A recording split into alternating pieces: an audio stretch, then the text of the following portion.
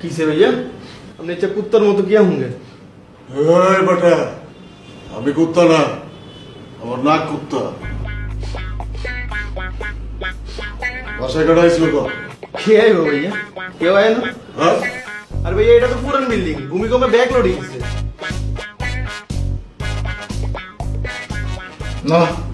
না এটার মধ্যে মায়ামেশের দশা আছে এটার মধ্যে আছে কে আইছিল কম কি কোন भैया